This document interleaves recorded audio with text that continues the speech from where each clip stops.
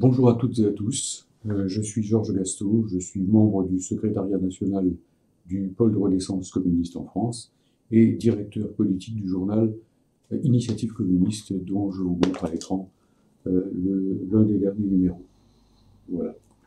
Je vais vous entretenir aujourd'hui de la nécessité, selon nous, de sortir et de sortir au plus tôt de l'Union européenne.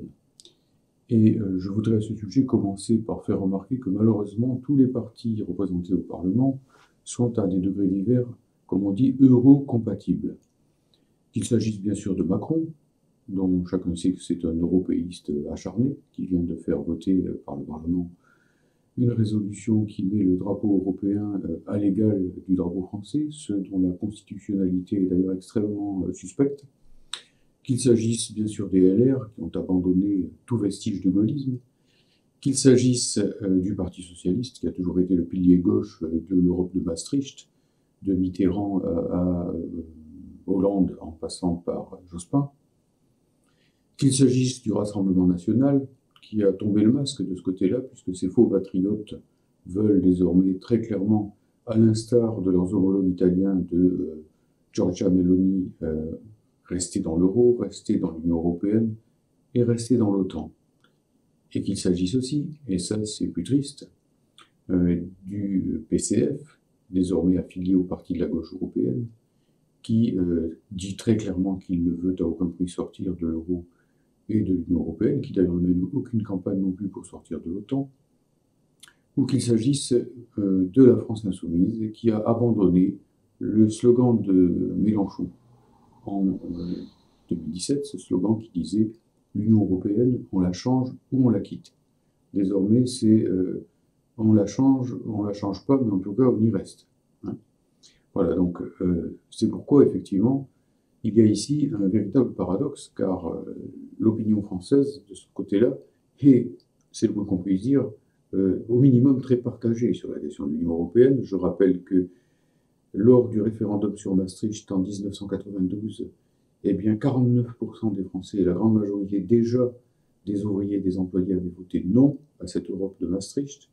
Et je rappelle qu'en 2005, lors du référendum sur la Constitution européenne, 55% des Français ont voté non, et que parmi ces 55%, 80% des ouvriers, 65% des employés ont voté non. 65% également des 18-25 ans. Il est très probable que si aujourd'hui on revotait sur ces questions, eh bien, cette majorité serait sans doute aggravée au détriment de l'Union européenne, dans la mesure où les gens ont fait depuis lors l'expérience cruelle de cette Union européenne, toute d'austérité, toute de destruction des acquis sociaux, de destruction de la souveraineté nationale et de menaces sur la paix. Je vais revenir sur tout cela en indiquant d'abord pourquoi, selon nous, les RCF, il nous faut, nous Français, et d'autres pays aussi, s'ils le souhaitent, sortir de cette Union européenne du grand capital, de cette Europe supranationale, comme on disait à l'époque du grand parti communiste français, de Jacques Duclos, de Maurice Thorez, ou encore même de Georges Marchais. Alors, la première de ces raisons, c'est la défense de la paix. On nous a vendu, et on a vendu aux enfants de manière ignominieuse dans les écoles, l'idée que l'Europe, c'était la paix. Alors l'Europe, pourquoi pas, mais l'Europe du capital, l'Union européenne, c'est tout autre chose. Non seulement il y a le précédent de 1999 avec les bombardements sur la Yougoslavie, qui, que je sache, n'est pas sur la Lune, ni en Afrique, ni en Asie, ni en Amérique du Sud, mais bel et bien en Europe, et que donc l'OTAN et l'Union européenne ont saccagé à l'époque pour pouvoir en quelque sorte l'intégrer de force à l'Empire européen en construction. Et puis surtout, il y a en ce moment même eh bien, ce qui se passe sur le sol de l'Ukraine, et qu'on nous présente comme un conflit entre la Russie et l'Ukraine, alors que c'est en réalité un conflit entre l'OTAN, arrimée à l'Union européenne, et la Russie. Il est bien évident que l'Ukraine n'aurait pas tenu bien longtemps face à la Russie si tous les jours n'arrivaient pas des stocks d'armes de toutes sortes, et désormais même des armes, des obus à uranium enrichi, qui donc menacent effectivement, disons, les frontières russes. Il faut rappeler que le président de l'OTAN, à l'heure actuelle, a donc clairement rappelé devant ses homologues que c'est bel et bien parce que l'OTAN ne cessait de se rapprocher de ses frontières et envisageait d'y installer des armes atomiques, que la Russie a finalement décidé ce qu'elle a décidé en Ukraine. Elle avait bien prévenu que si l'OTAN continue de se rapprocher de ses frontières, eh bien il y aurait la guerre, il y a la guerre, et l'OTAN a fomenté cette guerre. Or, de ce côté-là, remarquons que l'Union européenne et l'OTAN, c'est cul et chemise, si l'on ose dire, et même blanc bonnet et bonnet blanc. Car déjà, il faut le savoir, l'Union européenne se dit elle-même partenaire stratégique de l'OTAN. C'est pas moi qui l'invente, c'est l'expression qu'on trouve facilement si on cherche un peu sur Internet. Et que par ailleurs, tout pays qui veut adhérer à l'Union européenne doit adhérer à l'OTAN. Au passage, les gens qui nous disent qu'il faut sortir de l'OTAN mais rester dans l'Union européenne ne savent littéralement pas ce qu'ils disent, puisque c'est la même chose. Et que l'Union européenne est tout autant que l'OTAN engagée vers cette marche vers l'Est qui va nous conduire à ce que les Américains appellent déjà un conflit global de haute intensité, c'est-à-dire en clair la Troisième Guerre mondiale. D'autant qu'en plus, ce n'est pas seulement la Russie qui est visée. L'Ukraine, c'est un arrière-plan, en fait, si dur que ce soit à entendre pour les personnes qui viennent de ce malheureux pays. Mais en réalité, ce qui se passe, c'est que le bloc euro-atlantique est en train de préparer la guerre, et la guerre mondiale s'il le faut, pour garder sa propre hégémonie, qu'ils sont menacés par ce qu'on appelle les BRICS, c'est-à-dire l'émergence des grands pays du Sud et de l'Est, notamment la Russie, la Chine, et à l'arrière-plan, l'Inde, le Brésil, l'Afrique du Sud et d'autres pays. C'est une guerre pour l'hégémonie mondiale, et même si l'OTAN n'a pas pour l'instant le courage d'envoyer ses propres hommes, sauf quelques mercenaires sans doute, eh bien, les Ukrainiens ne sont ici que la piétaille, malheureusement pour eux, de l'Union européenne et de l'OTAN. Et c'est pourquoi il faut sortir de cette Union européenne qui est un empire en expansion vers l'ouest, vers l'est bien sûr, derrière effectivement donc les velléités des États-Unis de demeurer la seule puissance mondiale, ce que les peuples du monde ne peuvent évidemment plus supporter, quelque continent que ce soit. Donc, il faut sortir de l'Union européenne, parce qu'on ne peut pas sortir de l'Union européenne sans continuer. On ne peut pas sortir de la guerre avec les Russes et avec les Chinois, celle qui se profile, sans sortir de l'OTAN, et que sortir de l'OTAN, c'est sortir aussi nécessairement de l'Union européenne. Première raison pour tous ceux qui sont attachés à la paix mondiale. La deuxième raison, eh bien, c'est la défense de notre indépendance nationale. Nous sommes à la veille de ce que les européistes appellent le saut fédéral européen, et que réclame de toutes les façons possibles et imaginables le chancelier allemand Olaf Scholz. Le saut fédéral européen, ça voudrait dire par exemple la fin du droit de veto des pays européens, et derrière la fin de ce droit de veto, évidemment, la fin de l'autodétermination des pays de l'Union européenne. Par exemple, si demain, eh bien, sans droit de veto, l'Union européenne décidait que la retraite passe à 75 ans en Europe, la France n'aurait plus les moyens de s'y opposer puisqu'elle aurait perdu son droit de veto. Et c'est vers cela que l'on va. On ne vous le dit pas, on vous cache effectivement les étapes de la construction européenne, qui est aussi une déconstruction de la France, une déconstruction de l'indépendance de ses forces armées, puisqu'il s'agit de plus en plus d'arrimer l'armée française à l'armée européenne, qui sera de plus en plus elle-même arrimée à l'impérialisme allemand en pleine reconstruction, qui redevient et qui sera dans les 10 prochaines années sans doute la première puissance militaire d'Europe, et bien sûr à l'impérialisme américain. Où est passée l'époque où le général de Gaulle nous sortait du commandement intégré de l'OTAN et où il maintenait encore au moins quelques velléités d'indépendance par rapport à ce qu'il appelait, ce que nous appelions tous à l'époque, y compris les communistes, la petite Europe.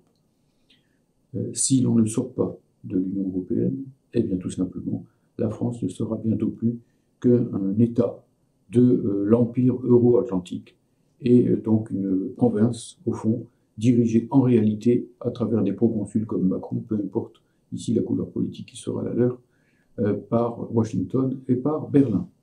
Tous les patriotes sont donc intéressés par cette sortie de l'Union européenne.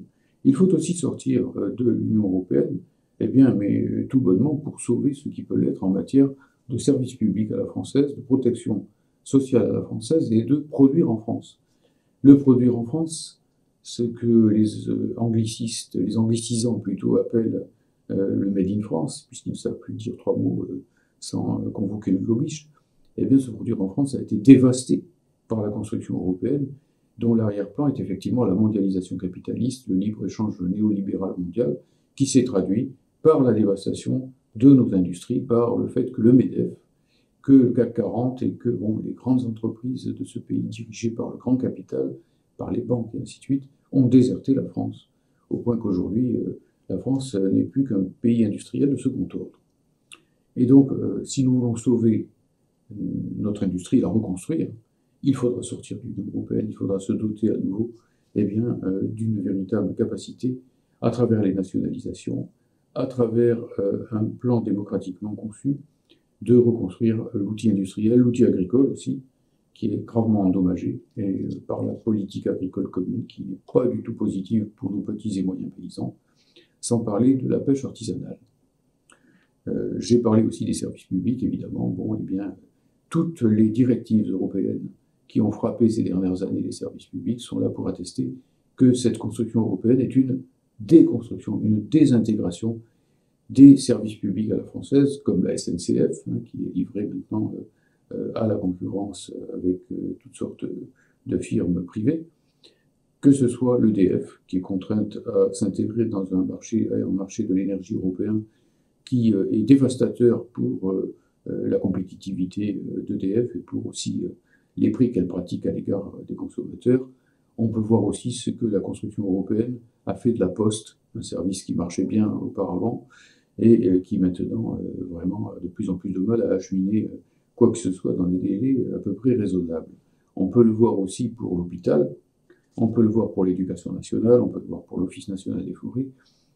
Intégration européenne signifie désintégration des services publics, et on peut d'ailleurs s'inquiéter de voir que tous ces services publics ont été désintégrés successivement les l'un après l'autre ou séparément l'un de l'autre, malheureusement n'ont jamais été appelés par les principaux dirigeants des syndicats de ces services publics à réagir tous ensemble en même temps.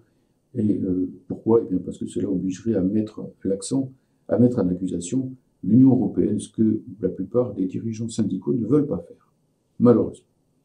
C'est aussi dévastateur, l'Union européenne, pour notre langue, tout simplement, pour la langue française, puisque subrepticement, sans qu'il y ait le moindre débat, ni à l'Assemblée nationale, on dirait que les députés s'en fichent, quelle que soit leur couleur politique, ni au niveau, disons, du Parlement européen, eh bien, il y a eu le moindre débat sur le fait que tout bonnement, Mme Ursula von der Leyen a décidé que l'anglais serait la seule langue de travail désormais de la Commission européenne, et il en va de même pour la Cour des comptes européenne. De toute façon, il est clair que cette Union européenne n'a rien d'européen, elle est américaine.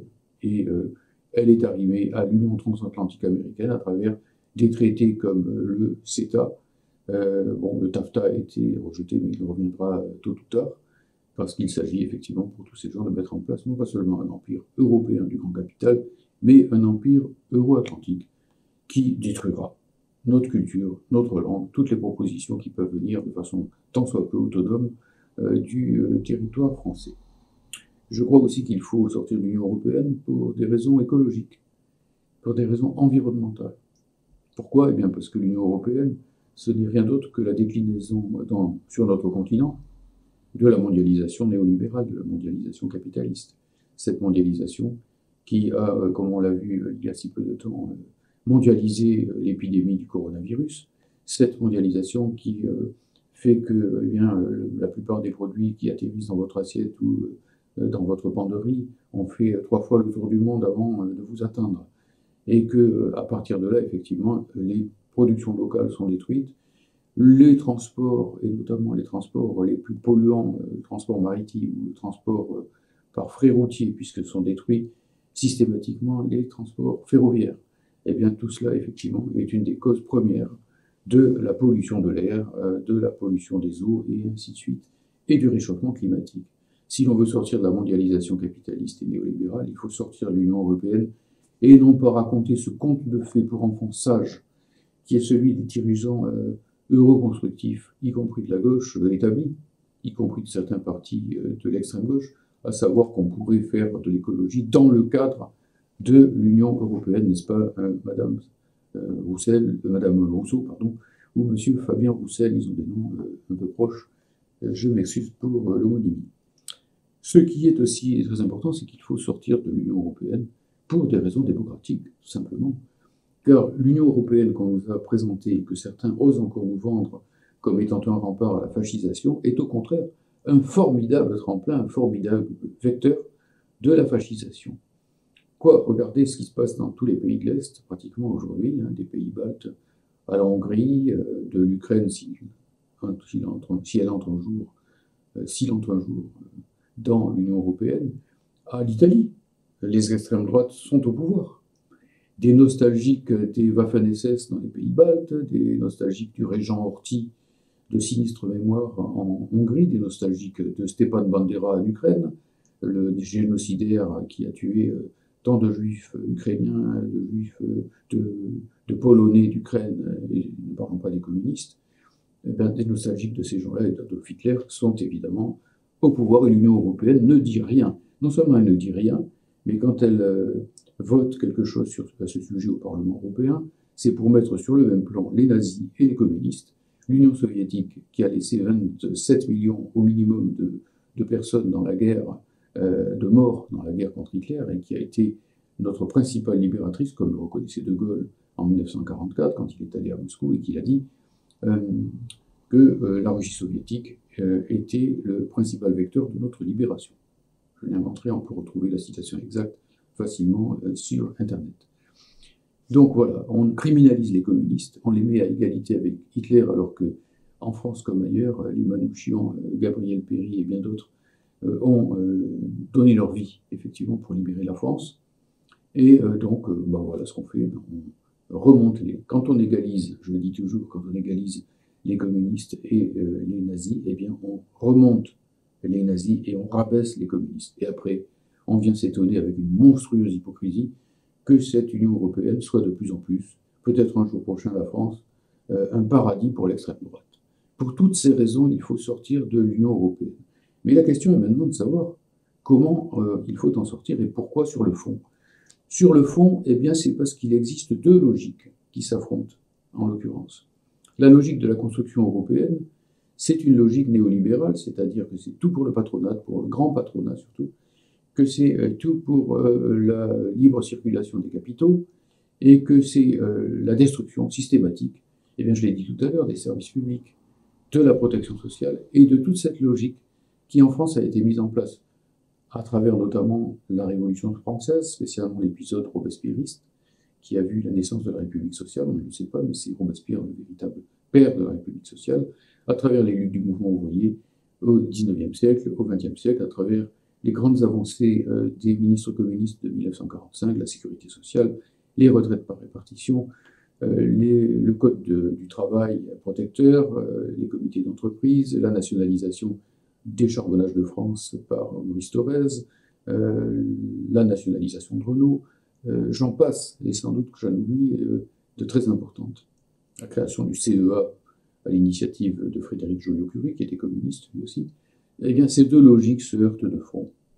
Si l'on veut un tant soit peu sauver les acquis de 1945 et les développer, c'est-à-dire reconstruire une France dans laquelle, comme le disaient les constructeurs du CNR, eh bien, le monde du travail sera au centre de la vie nationale, il nous faut sortir de l'Union européenne, qui est un anti-CNR. Et c'est une usurpation horrible que Macron ait osé appeler son Conseil national de la refondation du nom du sigle du CNR, alors qu'il est en train, on l'a vu avec les retraites, de faire le strict contraire de ce qu'a fait Ambroise Croizat, créateur des retraites par répartition et de la sécurité sociale, ministre communiste, en 1945-47. Il faut voir le fond des choses, c'est que dans tous les traités européens revient comme un mantra une phrase qui dit que l'Union européenne est une économie de marché ouverte sur le monde où la concurrence est libre et non faussée. Une économie de marché, eh bien c'est le petit nom du capitalisme, c'est la façon de dire capitalisme sans oser le dire, ouverte sur le monde, c'est-à-dire le libre-échange mondial, les traités transatlantiques, où la concurrence est libre et non faussée, c'est-à-dire où il n'y a plus de services publics d'État, où il n'y a plus de sécurité sociale d'État, et ainsi de suite, et où tout est livré au marché, à la concurrence capitaliste, au moins-disant social, par conséquent, au moins-disant écologique, et à l'arrière-plan, eh bien, à tout ce qui va servir à protéger le monde capitaliste à empêcher la marche des peuples vers le socialisme. Et de ce point de vue, n'oublions pas l'histoire de l'Union européenne, qu'a notamment analysé à plusieurs reprises la grande historienne française Annie Lacroix-Riz. Cette histoire de la construction européenne, et dès avant la guerre de 39-45, mais plus encore ensuite, avec les monnaies Schuman et compagnie, puis avec le traité de Maastricht qui a suivi la destruction du socialisme dans les pays de l'Est européen, elle est une sainte alliance du grand capital pour empêcher le socialisme. D'abord pour le combattre à l'époque où il existait l'Union soviétique, le combattre en réintégrant dans le jeu international l'Allemagne capitaliste, mais aussi depuis notamment la chute de l'Union soviétique et des États socialistes, effectivement, eh bien, pour mettre en place la principale garantie pour le capital de ne pas revoir la marche au socialisme reprendre en Europe. D'ailleurs, la phrase que j'ai citée à l'instant sur l'économie de marché où la concurrence est libre et non faussée, et qui cadre donc tout ce qui se fait et tout ce qui se fera en Europe, je demande aux prétendus défenseurs de l'Europe sociale de me dire comment ils arrivent à s'arranger avec ça. Eh bien, cette phrase dit effectivement que le socialisme est interdit. Elle est totalitaire. C'est une phrase totalitaire puisqu'elle prescrit d'avance le contenu des politiques à suivre. Le socialisme est interdit quand l'économie est nécessairement une économie de marché ouverte sur le monde, où la concurrence est libre et non faussée. Comment ne pas le voir? C'est comme le nez au milieu de la figure. Ceux qui ne veulent pas le voir s'aveuglent et aveuglent les autres. Où ils sont très très naïfs et maximalement incompétents d'un point de vue politique, et alors à ce moment-là, il vaut mieux qu'ils arrêtent de nuire en racontant n'importe quoi, ou bien ils le savent, et là ils mentent délibérément à la population. C'est d'ailleurs ce que instinctivement la population ressent, puisqu'elle va de moins en moins voter dans notre pays. Comment voterait-elle pour des partis qui sont tous pour l'Europe capitaliste, en réalité à des degrés différents? Il n'est que de voir le résultat des élections législatives au dernier tour, au second tour, en 2022, où plus de 55% des Français se sont abstenus. Autrement dit, les parlementaires actuels ne représentent qu'une minorité de notre peuple. La masse des ouvriers et des employés se sont abstenus, et les communistes qui suivent Fabien Roussel et qui ne voient pas ça, ne voient pas que pour suivre Fabien Roussel, ils rompent en réalité avec la classe ouvrière, c'est-à-dire avec le bloc ouvrier, employé, technicien. Moi, je veux le socialisme pour mon pays, puisque je suis communiste. Et par conséquent, je ne peux que vouloir sortir de l'Union européenne. C'est aussi simple que ça. Et que ceux qui disent qu'ils veulent construire le socialisme à l'intérieur de l'Union européenne osent le dire sérieusement et sans avoir envie de rire. En regardant une caméra, ils seront un peu comme Berlinguer, le secrétaire du Parti communiste italien et principal initiateur de l'eurocommunisme dans ce pays, en Europe, qui prétendait pouvoir construire le socialisme en Italie, à l'abri de l'OTAN, sans sortir de l'OTAN. Ce sont des contes de fées pour enfants-sages. Ça revient effectivement à dire que l'on va construire le socialisme en restant enfermé dans une prison capitaliste et sous la garde de geôliers capitalistes. Ce n'est pas crédible, ce n'est pas sérieux, c'est du mépris pour les travailleurs, c'est du mépris pour les communistes, c'est du mépris pour les patriotes, c'est du mépris tout simplement pour tous ceux qui ont encore en tête l'esprit de Descartes, c'est-à-dire ce qu'on appelle la raison. Bon, de ce point de vue, je voudrais ajouter quelque chose, parce que certains vous disent qu'ils veulent sortir de l'Union européenne, très bien, mais ils vous disent tout de suite, peu importe dans quelle direction on ira, on sort d'abord de l'Union européenne, on verra dans quelle direction on va après. Eh bien, ce n'est qu'une vue de l'esprit. Ce n'est qu'une vue de l'esprit. Si l'Union européenne est, comme je viens de le démontrer en bref, une construction de part en part impérialiste, une construction de part en part fascisante, une construction de part en part impérialiste et guerrière. Hein, et donc, il faut évidemment, à ce moment-là, si on veut en sortir, prendre la direction inverse. Quand on sort de quelque chose qui va dans une certaine direction, on va dans la direction inverse. Et cette direction inverse, comment s'appelle-t-elle? Celle qui va à l'inverse du capitalisme s'appelle le socialisme. Celle qui va à l'inverse de l'impérialisme s'appelle l'anti-impérialisme, le camp de la paix. Celle qui va à l'inverse de l'extrême droite européenne s'appelle l'antifascisme. Bref, c'est nous ce que nous appelons le Frexit progressiste. C'est-à-dire un Frexit, une sortie de l'Union européenne, Frexit c'est ça que ça veut dire, vers la gauche, vers le socialisme, vers une société dans laquelle les moyens de production, à nouveau, comme dans certains pays, sur les bases démocratiques, appartiendront à la nation, comme le prévoyait d'ailleurs le programme du Conseil national de la résistance, à une époque, il est vrai, où le Parti communiste français était encore un parti marxiste-léniniste et où il avait conquis de haute lutte par son influence dans le Front populaire et dans la résistance, une influence très importante dans le pays. Bien, alors de ce point de vue, effectivement, je dirais donc que ceux qui vous disent qu'il faut sortir de l'Union européenne, mais on ne sait pas si c'est pour rester dans le capitalisme ou pour aller vers le socialisme, ne sont pas logiques, tout simplement, manquent totalement à la logique. Et ne peuvent pas, sur des bases pareilles, qui plus est, mobiliser, eh bien, cette majorité de notre peuple, que j'ai déjà désigné plusieurs fois, c'est-à-dire le bloc ouvrier, employé, technicien, et puis aussi les petits paysans et les artisans, tous ces gens qui vivent de leur travail. C'est le monde du travail qu'il faut mobiliser pour sortir de l'Union européenne. Et le monde du travail, eh bien, s'il est au pouvoir, s'il prend le pouvoir, ça s'appelle le socialisme. Avec toutes les variantes qu'on voudra, puisqu'évidemment, il faudra tenir compte de l'expérience du premier socialisme qui a eu lieu après 1917 et 1945.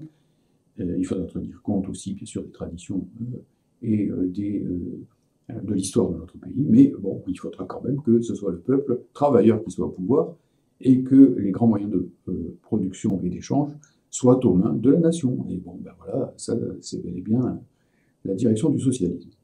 Un dernier point, vraiment, ce dernier point, c'est la question des prochaines élections européennes. Alors, il y a des gens qui vous diront qu'ils sont pour sortir de l'Union européenne, mais qu'ils veulent participer aux prochaines élections au Parlement européen. Quel illogisme!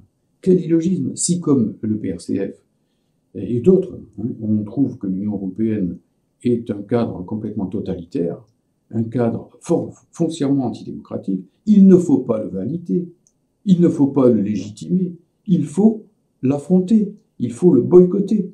C'est d'ailleurs ce que font spontanément des masses et des masses de gens en Europe, puisque ce Parlement européen n'est pas élu par une majorité de gens, il ne l'est de justesse que parce que dans certains pays, le vote est obligatoire.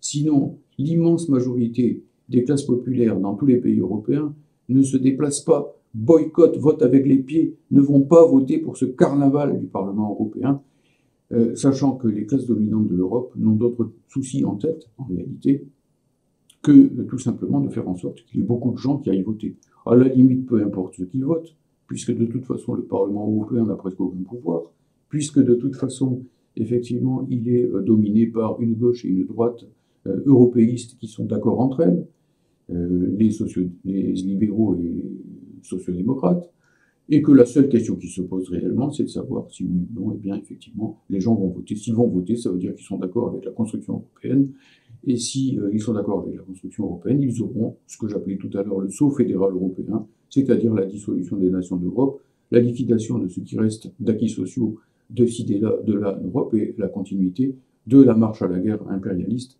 contre la Russie et contre la Chine, au risque de foutre le monde entier à feu et à sang à travers une troisième guerre mondiale à dimension nécessairement nucléaire.